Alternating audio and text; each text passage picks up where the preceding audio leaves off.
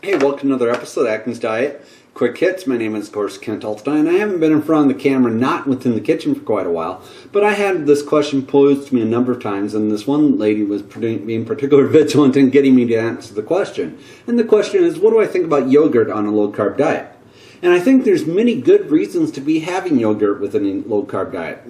For instance, your digestive tract needs a number of good bacterium like L-Acidophilus or lactobacillus in order to maintain good digestion of the foods and make sure that you're getting adequate nutrition from all the foods that you're eating, as well as encourage your immune system to be functioning at the highest level.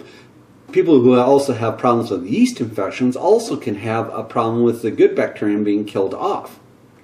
Being on antibiotics can also kill off the good bacteria because it kills both the bad bacteria as well as the good bacteria at the same time. So encouraging the probiotics, i.e. the bacterium that are encouraging good digestion, is very important.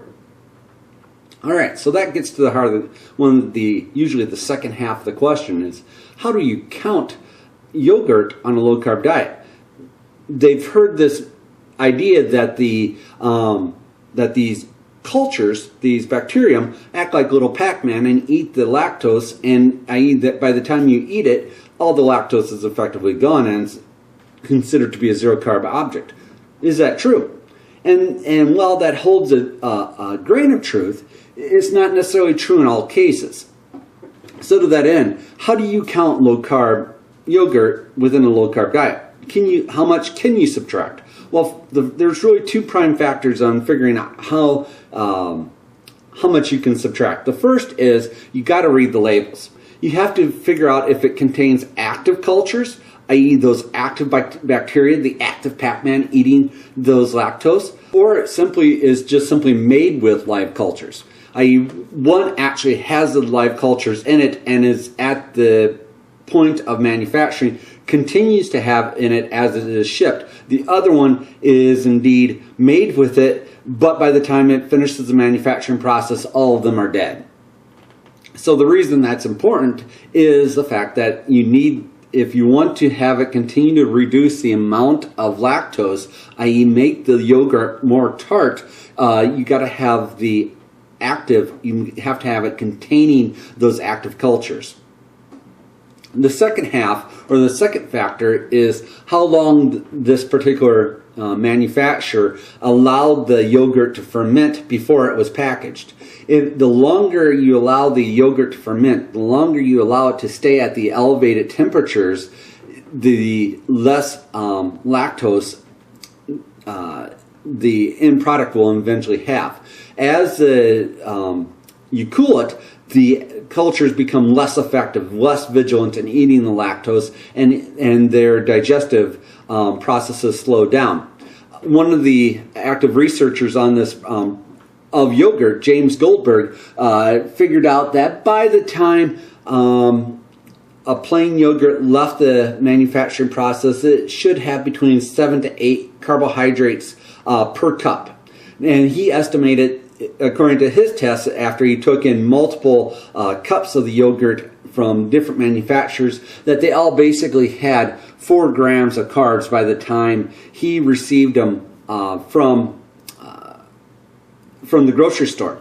So, can you subtract them? Yes, but you better make sure that you're looking at perhaps a good brand, ones that contains the most live active yogurt cultures, and 2, potentially one that had actively fermented the yogurt for a longer process. It started with a manufacturing number, or the grams per carbohydrates, at a lower number than potentially one at a higher number, just simply because that's indicative of how long it let the yogurt ferment within the factory.